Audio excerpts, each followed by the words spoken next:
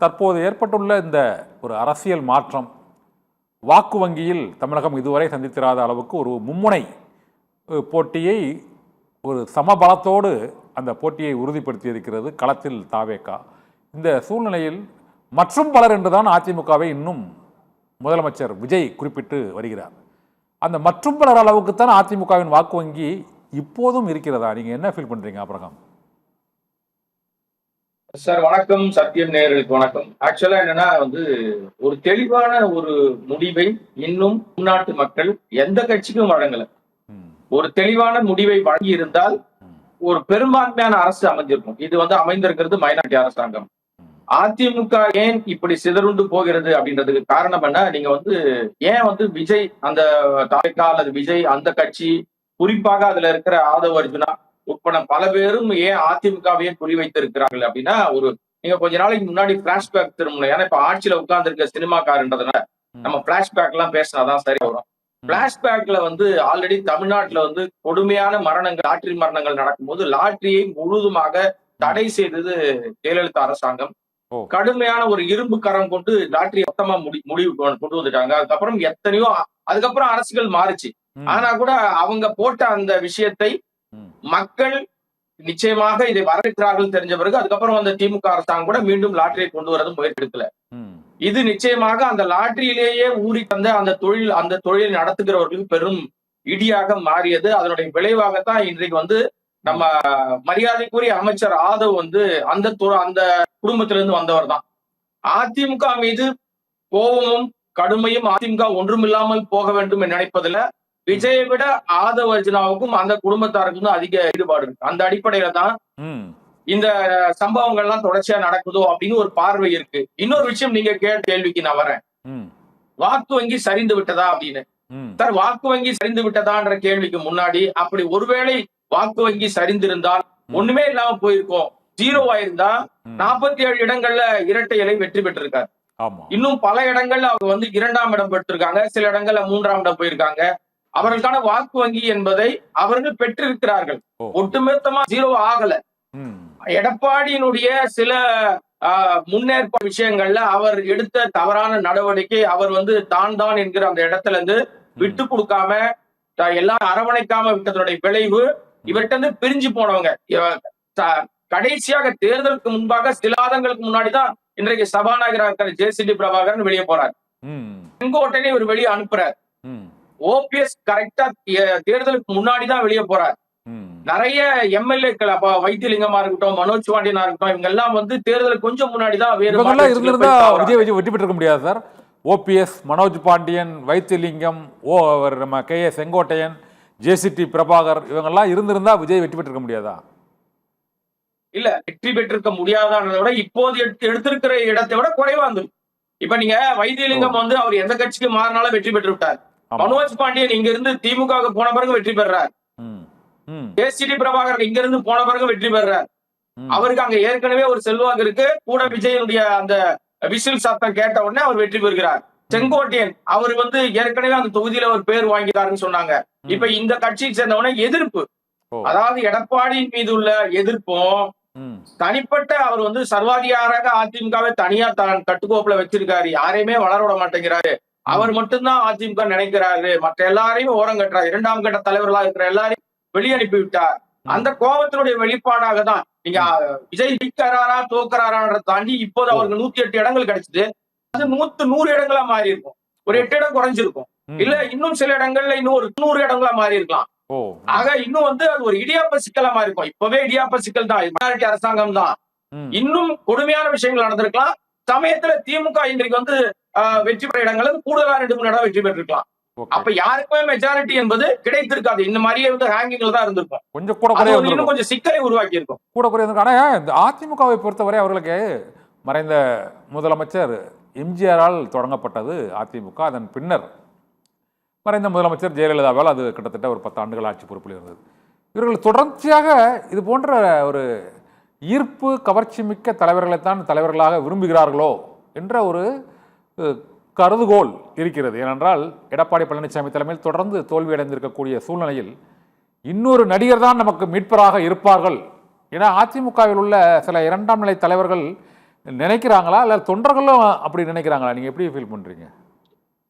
இல்ல சார். இப்ப நீங்க அந்த கவர்ச்சின்ற வார்த்தையெல்லாம் பயன்படுத்துறாதீங்க சார். அது வந்து ஒரு அசிங்கமான வார்த்தையாக முதலமைச்சராலே சொல்லப்படுது. கவர்ச்சின்னா அப்புறம் வேற ஏதாவது என் வாயில வந்துரும் பேசுவாரு. அதனால அதை நம்ம குறிப்பிட வேணாம். ஏன்னா அவர் அதன் மூலமா தான் வந்திருக்கிறார். கூடவே அதே மேடையில அதே திருச்சியினுடைய கிழக்கு மேலேயே அவர் விஜய் பேசும்போது நம்ம கூப்பா கிருஷ்ணன் பேசுறாரு, கவர்ச்சி உங்ககிட்ட ஏதோ ஈர்ப்பு இருக்கிறது, கவர்ச்சி இருக்குதுன்னு பேசும்போது அப்படியே அமைதியாக பார்த்து கொண்டிருக்க முதலமைச்சர் விஜய் அவர் பேசி முடிச்ச உடனே கவர்ச்சியில ஓட்டு போட்டாங்கன்னு பேசுறாங்க, கவர்ச்சினா அப்படின்னு கேட்டு நல்லா வாயில வந்துரும்ன்றாரு. அதனால அந்த வார்த்தையை பயன்படுத்தாதீங்க. எடப்பாடியை பொறுத்த வரைக்கும் அதிமுகல அவர் வந்து கடந்த தேர்தல்ல திமுக வெற்றி பெற்ற தேர்தல்ல கூட இடங்கள்ல வெற்றி பெற்றார். எங்கே பிரச்சனை இருக்கிறது என்றால் இன்றைக்கு மக்கள் ஓட்டு போட்டாங்க, யாரை பார்த்து ஓட்டு போட்டாங்கன்னு நினைக்கிறாங்கன்னா விஜய் என்கிற ஒரு நடிகரை பார்த்து ஓட்டு போட்டாங்க. நடிகர் வந்தா நம்ம எல்லாம் பெருசா அப்படியே மாத்திடுவாரு, அப்படியே பாலாரம் தேனாரும் ஓடும் நினைச்சாங்க. அவர் வெற்றி பெற்று விட்டார் என்று சொன்ன உடனே அன்றையிலிருந்து மே 10ஆம் தேதியிலிருந்து இன்றைக்கு தேதி வரைக்கும் 2ஆம் தேதி ஆகுது. இன்னைக்கு இந்த கிட்டத்தட்ட மூணு தேதி ஆகுது. இந்த 20 நாள்ல 22 நாள்ல தமிழ்நாட்டுல கிட்டத்தட்ட 40-45 நடந்திருக்கு, பாலியல் பிரச்சனைகள் நடந்திருக்கு. சென்னை இதுவரை காணாத குற்றங்களை எல்லாம் செய்யறாங்க. இந்த குற்றச்சாட்டுக்கு வந்து அவர் வந்து அவருடைய திருச்சி அந்த நண்டு தெரிப்பு கூட்டத்துல பதில் சொல்லியிருக்கிறாரு. நீங்க 5 வருஷமா ஒரே போதைப் பொருள் கலாச்சாரத்தை புள்ள பரவி விட்டு போயிட்டீங்க, எப்படி நாங்க வந்தோம்னா அதை எப்படி சரி பண்ண முடியும், அது காரணமே நீங்க தான் அப்படின்னு சொல்றாரு. இது வந்து எப்படி தெரியுமா, நம்ம மரியாதைக்குரிய பிரதமரா இருக்கிற விஸ்வகுரு நம்ம மோடி அவர்கள் இருக்கார் இல்லையா, அவருடைய அவருடைய அரசியல் ஒண்ணு இருக்கும். அது எப்படின்னா ஒரு கேள்வி கேட்டீங்கன்னா 2014 பதவிக்கு வரும்போது என்ன சொல்லிட்டு வந்தாரோ இப்ப போய் கேள்வி கேட்டா கூட பாரத பிரதமராக இருந்த நேரு, பண்டிதலால் ஜவஹர்லால் நேரு பிரச்சனை, இந்திரா காந்தி பிரச்சனை, அதெல்லாம் தான் காரணம், காங்கிரஸ் ஆட்சியில நடந்த விஷயங்கள்னு 3வது முறையாக ஆட்சியை பிடிச்சிருக்கும் போது மோடி அவர்கள் சொல்லுவாரு. அதே பாணிய ஃபர்ஸ்ட் காப்பியா இவர் வந்து செயல்படுறாரு. நம்முடைய முதலமைச்சராக இருக்கிற மரியாதைக்கு மாண்புமிகு நடிகர் ஜோசப் விஜய் அவர்கள் திமுக மேல பழி போட்டு தப்பிக்கிறது வந்து நியாயம் இல்ல. அது வந்து நீங்க நிர்வாகத்துல நீங்க வந்து ஏன் வந்து விவசாயிகளுக்கு கொடுக்கல கடன் அல்லது வேற ஏதாவது ஏன் கொடுக்கல, நிர்வாக விஷயங்கள்ல பிரச்சனை இருக்குது, அட்மினிஸ்ட்ரேஷன்ல பிரச்சனை இருக்குன்னா எல்லாத்துக்கும் தாமதமா நம்ம டைம் தரலாம், அதுக்கான காலக்கெடு தரலாம், சட்டம் ஒழுங்கு தர முடியாது சார். என்றைக்கு முதலமைச்சராக பதவி ஏற்கிறீர்களோ அன்றைக்கே உங்களுடைய கடம் இரும்பு கரம் கொண்டு ஒடுக்கணும். அப்ப உங்கள் மீது காவல்துறைக்கு பயம் இல்லாமல் போய்விட்டதா, குற்றவாளிகளுக்கு பயம் இல்லாமல் போய்விட்டதா? இன்றைக்கு நம்ம அமைச்சர் நிர்மல்குமார் ஒரு வார்த்தையை சொல்றாரு, அழகாக மடை மாற்றி மக்களை ஏமாற்றுகிற விதமாக ஒரு வார்த்தையை சொல்றாரு. என்ன சொல்றாரு தெரியுமா? இன்றைக்கு தமிழ்நாடு முழுக்க விவசாயிகளுடைய போராட்டம் நடக்குது. ஏன் போராட்டம் பண்றாங்க? உண்மையை யோசிச்சு பார்த்தா இவர்கள் விஜய் அவர்கள் சொன்ன ஒரு வாக்குறுதியை நிறைவேற்றல. அவர் என்ன சொன்னாரு, நாங்க ஆட்சிக்கு வந்தா உங்களுடைய பயிர்க்கடன்கள் முழுமையாக ரத்து செய்யப்படும், 5 ஏக்கர் கம்மியா வச்சிருந்தா முழுமையா ரத்து செய்யப்படும் சொன்னாரா சொல்லலையா? சொன்னார். இன்னைக்கு என்ன பண்றாரு, 50,000 கீழே இருந்தாதான் உனக்கு ரத்துன்றாரு.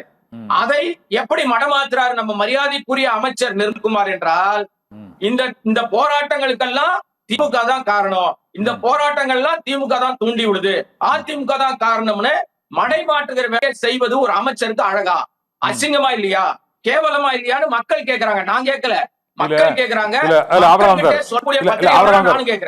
நீங்க 2 குற்றச்சாட்டு சொன்னீங்க. ஒண்ணு வந்து அவரோட தேர்தல் வாக்குறுதியில இந்த விவசாயிகளுக்கான பயிர்க்கடன் ரத்து செய்யப்பட்டதுல அவர்கள் வந்து விவசாயிகள் திருப்தி அடையல, போராட்டம் நடத்துறாங்க. அதுக்கு திமுக அதிமுகவினர் காரணம். ஏன்னா பல ஆண்டுகளாக திமுக ஆதரவு விவசாய சங்கங்கள், அதிமுக ஆதரவு விவசாய சங்கங்கள் இருக்கிறது.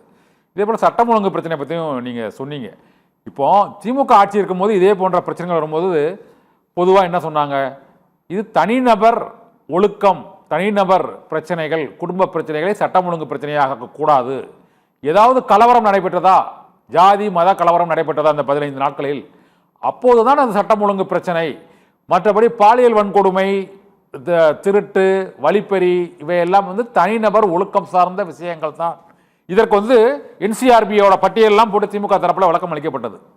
என்சிஆர்பியில் தமிழ்நாடு தான் இந்தியாவிலேயே குற்றங்கள் வந்து குறைவாக இருக்கிறது. அதை விட உத்தரப்பிரதேசம் மற்றும் குஜராத் உள்ளிட்ட பல மாநிலங்களில் அந்த குற்ற விகிதம், பெண்கள் மீதான குற்ற விகிதம், மற்றபடி இது போல மற்ற குற்ற சம்பவங்களும் அதிகமாக இருக்கிறது. ஆனால் இப்போதும் அதே புள்ளிவிவரம் தான் இருக்கிறது. இதற்கு எப்படி குறை சொல்ல முடியும்? இன்னும் நாட்கள் இருக்கின்றன, அப்போதுதான் சட்டம் ஒழுங்கு பிரச்சனையை பற்றி குறை சொல்ல முடியும். இல்ல நீங்க சொல்றதை நான் முழுமையா வந்து ஆமோதிக்கிறேன் சார். ஆனால் இன்று இருக்கிற மரியாதைக்குரிய நம்ம ஜோசப் விஜய், முதலமைச்சர் ஜோசப் விஜய் தேர்தல் பிரச்சார நேரத்துல என்ன பேசினார்னா, விளாத்தி குளத்துல ஒரு சிறுமி பாலியல் பிரச்சனைக்கு ஆமா. உள்ளாக்கும் போது ம். இதற்கு காரணம் திமுக அரசு, முதல்வர் சரியில்லை, நிர்வாகம் சரியில்லை என்று கடுமையாக குற்றம் சாட்டி, ஒரு பெண் பாத்ரூம் போறது கூட வழி இல்லையான்னு கொந்தளிச்சாள்லவா, ம். அதை அப்படியே ஓரமா வைங்க. அஜித் குமார் மரணத்தின் போது காவலர்களால் அடிச்சு கொல்லப்பட்ட போது தொலைபேசியில தொடர்பு கொண்டு ஆறுதல் சொன்னார் அப்போதைய முதலமைச்சராக இருக்கிற முத்துவேல் கருணாநிதி ஸ்டாலின். அப்ப என்ன சொன்னாரு? சாரிமான்னு கேட்கதான் தெரியும் உங்களுக்கு, போன் பண்ணி கேட்க தெரியும், ஏன் நேரில் போக முடியாதுன்னு கொந்தளிச்சார். இப்போது இருக்கிற மரியாதைக்குரிய நடிகர் ஜோசப் விஜய் அவர்கள் இப்ப என்ன பண்ணாரு? இன்னைக்கு சூலூர் அந்த விவகாரத்துல 10 வயசு சிறுமி கொடுமையாக பாலியல் குற்றச்சாட்டுல ஆளாக்கப்பட்டு கொல்லப்பட்ட பிறகு அதன் மீது என்ன நடவடிக்கை எடுத்திருக்கிறார்கள்? இவர் என்ன பண்ணாரு? போன்ல தானே சாரி கேட்கிறாரு, போன்ல தானே ஆறுதல் சொல்றாரு.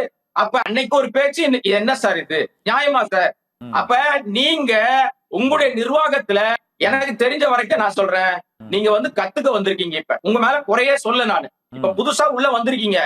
என்ன பண்ணிருக்கணும் அப்படின்னா, நீங்கள் இரும்பு கரம் கொண்டு ஒடுக்குவதற்கான அதிகார மையமாக உட்கார்ந்து இருக்கும் போது எச்சரிக்கை விடுப்பதற்கு கூட பயப்படுகிறீர்களே. இன்றைக்கு காவலர்கள் வேடிக்கை பாக்குறாங்க. கண்ணு முன்னாடி ஒரு கல்யாண வீட்டுல அடிச்சுக்கிறாங்க சார். அது குடும்ப பிரச்சனை. நீங்க வீடியோ வைரலா பார்த்திருப்பீங்க. பக்கத்து வீட்டுல காதலில் மரம் முடிந்ததுக்கு ஒத்துக்கிட்டாங்கன்னு சொல்லிட்டு சாம்பார் பக்கெட் பறக்குது, நான் கரண்டி பறக்குது, பல பேர் பல விதமா அடிச்சுக்கிறாங்க. இதெல்லாம் சிஎம் விஜய் மீது இருக்க முடியுமா? கல்யாண வீட்டுல சாம்பார் வளர்ச்சிக்கு போறாங்க, சிஎம் வாங்க பொறுப்பு என்ன கதை? சார் இல்ல சார், நான் முடிச்சிடுறேன் சார். அப்படி வேடிக்கை பார்க்கிற போது அது எல்லாவற்றிற்கும் முதலமைச்சர் வந்து பதில் சொல்லுவாரானா? நான் அவ்வளவு முட்டாள் கிடையாது, நான் அவர் சொல்லுவாருன்னு சொல்ல வரல. ஆனால் எங்கே தவறு நடக்கிறது என்றால், அந்த விவகாரங்களை கூட பல நேரங்களில பல பிரச்சனைகள்ல காவல்துறை வேடிக்கை பார்க்கிறது. இப்ப கோயம்பேட்டில் நடந்த காரியேத்தி படுகொலையில அந்த இரவில் காவல்துறை 2 ஸ்டேஷன் இருக்கு பக்கத்துல, உங்களுக்கு தெரியும். அப்ப பெட்ரோல் வாகனங்கள் எங்கே போனது? இன்றைக்கு வந்து அவரு பெண்களுக்கான பாதுகாப்புன்னு முதல் நாள் கையெழுத்து போட்டார்ல சார், இப்ப வரை ஏன் சார் தொடங்கல? தொடங்குவதற்காக திட்டம் போட்டு அறிவித்து விட்டு அதெல்லாம் ஒரு காரணம் இல்ல சார். அவங்களுடைய உதவியாளர்கள் கிரகப்பிரசு போக முடியுது. பெண்கள் சிங்கப்பெண் பாதுகாப்படை தொடங்குவதற்கு ஒரு நேரம் காலம் பார்க்கணுமா? ஜோசியர் டைம் தரணுமா? ஜோசியர் டைம் குறிச்சு கொடுக்கணுமா சார்? அப்பதான் தொடங்குவாரா? நீங்க நிர்வாகத்தை உங்களால் நடத்துவதற்கு முடியலன்னா அந்த இடத்துல உட்கார்ந்து பழிய ஏன் அடுத்தவங்க மேல போடுறீங்க? நீங்க நடத்துங்க, பழிய போடாதீங்க அடுத்தவங்க மேல. இன்னும் எவ்வளவு காலத்துக்கு நீங்க முதலமைச்சர் ஆயிட்டீங்க? திருச்சி கூட்டத்தில் என்ன சொல்றாரு? ஏன் மேலயா பழி போடுறாங்கன்றாரு. சார், நிர்வாகம் யார்கிட்ட இருக்கோ அவங்களதான் கேள்வி கேட்பாங்க. இன்னைக்கு நிர்வாகம் யார்கிட்ட இருக்கு? உங்ககிட்ட தானே இருக்கு. காவல்துறை யார்கிட்ட இருக்கு? உங்ககிட்ட தானே இருக்கு. அந்த திருச்சி கூட்டத்திலே டிக்கெட் வச்சிருந்தா உள்ள போக முடியல கத்துறவெல்லாம் திமுக ஒழிக்கன்னு கோஷம் போடுறாங்க. ஏங்க அங்க கூட்டத்தில் திமுக என்ன சார் பிரச்சனை இருக்கு? அடிப்படையில திமுக ஒழிய கோஷம் வந்து ஒரு இந்த ஆட்சியில் நடைபெறக்கூடிய பல்வேறு விதமான பிரச்சனைகளுக்கும் கடந்த முறை ஆட்சியில் இருந்த திமுக தான் காரணம் என்பதுதான் அவருடைய இன்றைய அந்த முதலமைச்சரானதுக்கு பிறகு பேசிய அந்த முதல் பேச்சிலும் டிஎம்கே வர்சஸ் டிவிகே தான் தமிழ்நாட்டில் இப்பவும் இருக்கு. இந்த மற்றும் பலர்லாம் அல்லு சொல்லலாம் எங்ககிட்ட வந்து மோத வேண்டாம், குறுக்க போக வேண்டாம்னு சொல்றாரு. ஆனா உண்மையிலே ரொம்ப குறைத்து மதிப்பிடுகிறாரா சார் மற்ற கட்சிகளை? அதாவது கம்யூனிஸ்டுகளையோ அதிமுகவையோ அது பாட்டாளி மக்கள் கட்சியோ மற்ற கட்சியோ விடுதலை சிறுத்தைகள் கட்சியோ குறைத்து மதிப்பிடுறாரா? என்ன எப்படி ஃபீல் பண்றீங்க? எப்பவுமே டிஎம்கே வர்சஸ் டிவிகே அப்படிங்க சொல்றாரா? இது என்ன காரணம்? இல்ல சார், நீங்க அப்படி வந்து குறைத்து மதிப்பிட்டால் ஏன் சார் மற்றும் பலரா இருக்கிற அல்லு செல்லுகளை தேடி போய் இவர் வந்து சால்வ் போடுறாரு? மற்றும் பலர் தான் அவங்களால உங்களுக்கு பலன் இல்ல. அவங்கதான் ஒண்ணுமே இல்லாம செல்லா காசு ஆயிட்டாங்கல்ல. டிவி சண்முகமா இருக்கட்டும், நீ சொல்ற விஜயபாஸ்கரா இருக்கட்டும், இல்ல இசக்கி சுப்பையாவா இருக்கட்டும், மரகம் குமரவேலா இருக்கட்டும், இப்ப ராஜினாமா பண்ண நபர்கள் எல்லாம் அல்லு செல்லுகள் தானே சார். அவர் பாணியில நம்முடைய முதலமைச்சரா இருக்கிற மாண்புமிகு நடிகர் ஜோசப் விஜயனுடைய பாணியில நான் சொல்றேன். நான் சொல்ல ஏன் அவர் பாணியில சொல்றேன். அப்படி இருக்கிற எல்லாரையும் தானே கூட்டிப்பா டிஎஸ்டியோட பலனில் அவர் வாக்கு வங்கியில வாங்கி ஜெயித்தவர்களை கூட வச்சிருக்கீங்க. விசிகா யாருகிட்ட ஜெயிச்சாங்க? தனியா ஜெயிச்சிட்டாங்களா? அல்லது காங்கிரஸ் தனியா ஜெயிச்சிட்டாங்களா? அல்ல ஐயுஎல் வந்து காதர் மைதீனுடைய தலைமையிலான அந்த அமைப்பு வந்து தனியா ஜெயிச்சிருச்சா? இல்லைன்னா கம்யூனிஸ்டுகள் தனியா ஜெயிச்சிட்டா? எல்லாமே இந்த திமுக தீய சக்தி கூட்டணியில இருந்து வந்தவங்க. அப்புறம் மற்றும் பலராக இருக்கிற 25 எம்எல்ஏக்களுடைய வாக்குகளை நீங்க ஃப்ளோர் டெஸ்ட்ல வாங்குறீங்க. அந்த அடிப்படையில அந்த வாக்குகள் மட்டும் தேவை. அவர்கள் இப்ப இன்னைக்கு நட்டாத்துல வந்துட்டாங்க, தெருவுல நிறுத்திட்டீங்க. அப்போதும் ஓகேவா உங்களுக்கு? இது வந்து ஒரு முதலமைச்சர் செய்யற வேலையா? இது நியாயமா? நேர்மையான நடவடிக்கையா? நீங்க வந்து தூய சக்தியா? சார், கட்சி அலுவலகமாக மாற்றி விட்டாலும் தலைமைச் செயலகத்தை. இன்னைக்கு இன்னொரு குடும்பம் சொல்றேன் கேளுங்க. இதுவரை நான் கிட்டத்தட்ட 93ல இருந்து அசெம்பிளி ஸ்டேஷனுக்கு அடிக்கடி போயிட்டு வர செய்தியாளரா. இத்தனை ஆண்டு காலம் தலைமைச் செயலகத்துக்கு போகக்கூடிய வரக்கூடிய ஒரு செய்தியாளரா இருக்கிறேன் நானு. இன்றைக்கு வெளியில ஒரு போர்டு போட்டிருக்காங்க, பார்வையாளருக்கு அனுமதி இல்லை. அனுமதி பெற்றவர்கள் மட்டும்தான் அசெம்பிளிக்குள்ள வர முடியும், தலைமைச் செயலகத்துக்குள்ள நுழைய முடியும். கூட்டம் அதிகமா இருக்கு. அயோக்கியத்தனத்துடைய உச்சம், ஆணவத்தினுடைய உச்சம். 91, 96ல அம்மையார் ஜெயலலிதா இப்படித்தான் ஆணவமாக நிறைய நடவடிக்கை எடுத்தாங்க. மக்கள் அடுத்த தேர்தல்ல ஓட விட்டாங்க. கடைசியில ஒண்ணுமில்லாம ஆனாங்க. அதுக்கப்புறம் மக்கள் நம்ம தப்பு பண்ணிட்டோம் இருக்கு, மக்கள்கிட்ட போய் நின்னு கதறினாங்க. அப்புறம் தான் வாய்ப்பு கொடுத்தாங்க. ஆணவத்துல ஆடக்கூடாது சார். ஆணவத்துல உச்சத்துல உட்கார்ந்து இதுவரை மீடியாக்கள் சந்திச்சிருக்காங்க. இன்னொன்னு சொல்லிடுறேன், அடிப்படையிலேயே அமைச்சரவை கூட்டம் எப்ப சார் நடந்துச்சு? இதுவரை நடந்திருக்கிறதா? 20 நாளை கடந்து விட்டது ஆட்சி அமைச்சு. அமைச்சரவை கூட்டம் நடந்துச்சா? அதிகாரப்பூர்வமா சொல்லுங்க. ஏன் அமைச்சரவை கூட்டல நீங்க? எல்லாமே விஜய் தானா? இல்ல, ஒரு மாதம் டைம் கொடுங்க கொஞ்சம். என்ன சார் அமைச்சரவை கூட்டம் சார் டைம்? 15 நாள்ல இவ்வளவு குற்றச்சாட்டு சொன்னீங்கன்னா என்ன சார் பண்ணுவாரு? 15 நாள்ல ஒரு 20 நாள் தான் ஆயிருக்கு. என்ன சார் இது? அதற்குள்ள இவ்வளவு குற்றச்சாட்டு. இன்னொன்னு ஆபிரகாம் சார், இன்னும் நீங்க முதல் கேள்வி சொல்லும் போதே இந்த லாட்டரி விற்பனைக்கு தடை விதித்ததால் தான் அதிமுக மீது பெரிய அளவுல கோபம் கொண்டிருக்கிறார் இரண்டாம் நிலையில் உள்ள ஒரு அமைச்சர் என்று நீங்கள் குறிப்பிட்டீர்கள். தமிழ்நாட்டில் மீண்டும் லாட்டரி வரும்னு நினைக்கிறீங்களா சார்? சார், லாட்டரிக்கு பதில் தான் அவங்க வந்து இப்ப மது விற்பனையில இறங்கிட்டாங்களே. அந்த குடும்பம் இப்ப மது விற்பனை இறங்கிதான் ஒரு தகவல் வருது சார். இன்னொரு, தமிழ்நாட்டுல ஒயின் ஷாப் எல்லாம் 717 கடைகளை மூடி விட்டதாக இந்த அரசு அறிவிக்குது. கரெக்டுங்களா? அறிவிச்சுதா? ஆனால் அதோட லிஸ்ட் வெளியில வரல. எந்த கடை மூடப்படுதுன்னு யாருக்கும் தெரியாது. உங்களுக்கு தெரியுமா? மக்களுக்கு தெரியுமா? பட்டியல் போட்டிருக்காங்களா? ஏதாவது வெளியிட்டு இருக்காங்களா? கிடையாது. இன்னொன்னு, மணமகிழ் மரங்கள்னு நிறைய இடத்துல இப்ப பார் திறந்துட்டாங்க. இங்க வந்து எனக்கு விலை எல்லாம் தெரியாது சார், வெளியில வர தகவல் சொல்றேன். அந்த பழக்கம் இல்ல, அதனால எனக்கு விலை தெரியல. 100 ரூபாய் விக்கிற பொருளை இன்னைக்கு 200 ரூபாய் விக்கிறான். 10 ரூபாய் பாட்டில் பாடினார் இல்லையா நம்முடைய மரியாதைக்குரிய நம்ம முதலமைச்சர் ஜோசப் விஜய்? 10 ரூபாய் பாட்டில் பாடினாரு. பாட்டிலுக்கு 10 ரூபாய் பாடினார் இல்லையா? இன்றைக்கு ஒரு பாட்டிலுக்கு 30 ரூபாய், 60 ரூபாய், 50 ரூபாய் வாங்குறாங்களாம். அப்புறம் மணமகிழ் மன்றங்கள்ல 100 ரூபாய் விலை கொடுத்து வாங்குறான். கியூல நிக்கிறான் சார். நான் கூட பார்த்தேன், திடீர்னு சேலம், ஈரோட்டு எல்லாம் பெரிய கியூ நிச்சு. என்னடா கியூ நிக்கிறாங்க அப்படின்னு சொல்லி விசாரிச்சா, சார் அது ஒண்ணும் இல்ல சார், அங்க ஏதோ நலத்திட்ட உதவி எல்லாம் வழங்கல, சரக்கு கடை கிடையாது, க்ளோஸ் பண்ணிட்டாங்க. மணமகிழ் மரத்துல தான் சரக்கு கிடைக்குது. குடிமகன்கள் எல்லாம் வரிசையில நிக்கிறாங்க சார். வாங்குற குடிமகன் எல்லாம் வெளியே வந்து சொல்றான், சார் பாட்டுக்கு 10 ரூபா வாங்கின காலம் போய் இப்ப 20 ரூபா, 50 ரூபா, 100 ரூபா வாங்குறாங்க. நல்ல மாற்றம் சார். நாங்க இதுவா மாற்றம்? தானே சார் மாற்றம். இன்னைக்கு இருக்கிற அமைச்சர்கள்ல ஆய்வு போற எல்லா அமைச்சர்களும் எங்க தெரியுமா முதல்ல போறாங்க? எல்லா அமைச்சர்களும் முதல்ல போய் ஆய்வு செய்யறோம். சரக்கு கடை, டாஸ்மாக் கடை. சார், துணை சபாநாயகரா இருக்கிறவர் ஆய்வுக்கு போலாமா சார்? அவருக்கு அந்த அதிகாரம் இருக்கிறதா எனக்கு தெரியல. அரசியல் அமைப்பு சட்ட விதியில துணை சபாநாயகர் ஆய்வுக்கு போலான்னு எங்கேயாவது சட்ட விதி இருக்கா? எம்எல்ஏவா இருந்தால் சார், எம்எல்ஏவா இருந்தாலும் சரக்கு கடைக்கு போகணுமா ஆய்வு? அவர் போய் சரக்கு பேரா வரிசையா சொல்றாரு, இந்த சரக்கு இந்த விலை தானே, நீ எப்படி கம்மியா விப்ப, நீ எப்படி ஜாஸ்தியா விப்பன்னு கேட்டுட்டு இருக்காரு. இதுதான் மாற்றமா சார்?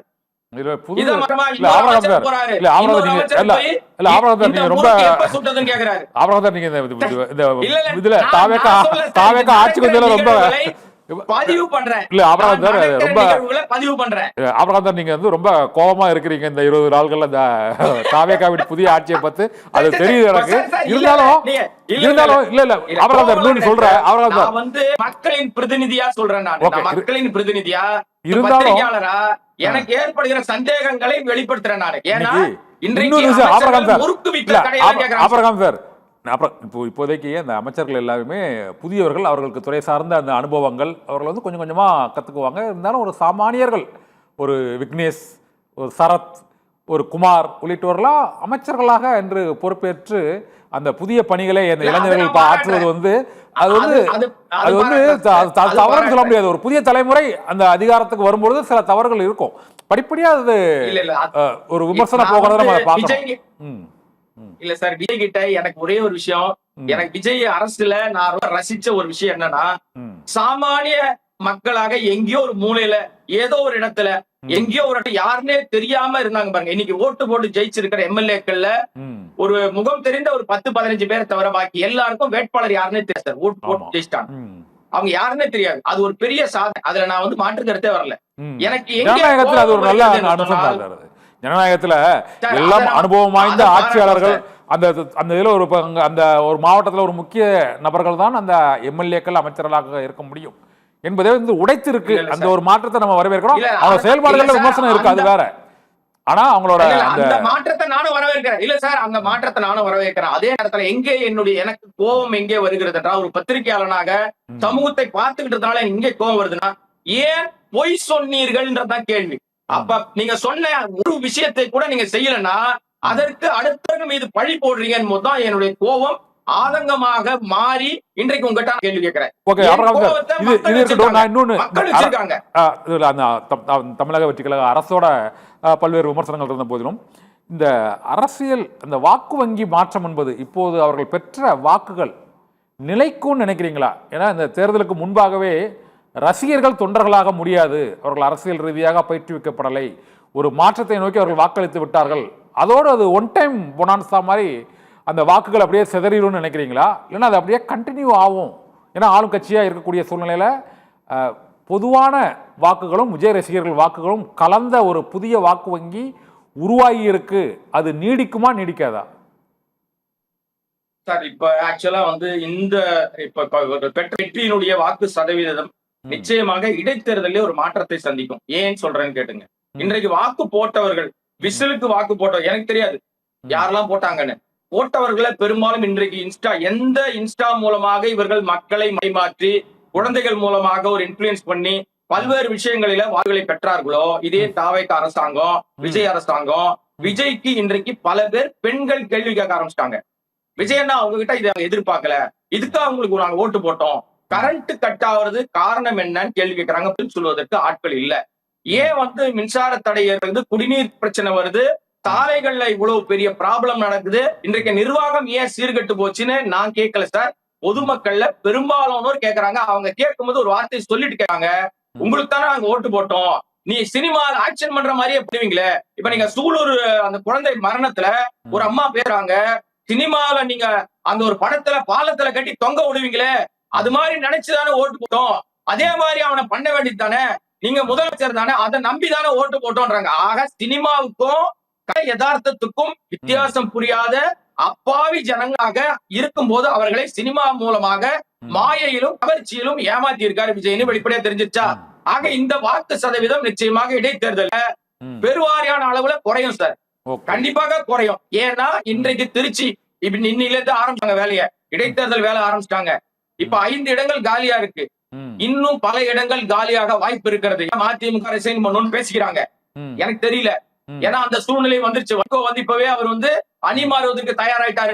சரியா சார், ஒரு கூட்டணியில இருந்து வெற்றி பெற்றுட்டு அவங்க அப்படி ஒரு புதிய சக்தி உருவான உடனே ஒட்டுமொத்தம் அங்க ஆதரவு தெரிவிக்கிறது, அது ஒரு சரியான அணுகுமுறையா மக்கள் ஏத்துக்குவாங்கன்னு நினைக்கிறீங்களா? அதான் காரி துப்புவாங்க சார் மக்கள். இந்த மக்களை நாம வந்து ரொம்ப அண்டர் எஸ்டிமேட் பண்ணக்கூடாது சார். இன்றைக்கு மக்கள் மாற்ற திமுக வேணாம், அதிமுக வேணாம், 60 ஆண்டு காலம் இவங்க திராவிட கட்சி இருந்துச்சு, புதியவரா ஒருத்தர் வராரு, அதுவும் வந்து ஒரு நடிகர், அவர் வந்து பயங்கரமா வைப்ரண்டா பேசுறாரு, திமுகவை மட்டுமே டார்கெட் பண்றாரு, அதிமுக ஏற்கனவே கொஞ்சம் செதறிச்சு, அப்ப திமுகவுக்கு மாற்றாக இவர் தான் வருவாரு அப்படின்ற அடிப்படையில இன்றைக்கு விஜய்க்கு வாக்களித்த பெரும்பாலானோர் திமுகவை சேர்ந்த குடும்ப பெண்கள் கூட இன்றைக்கு வெறுத்து போயிருக்கிறார்கள்.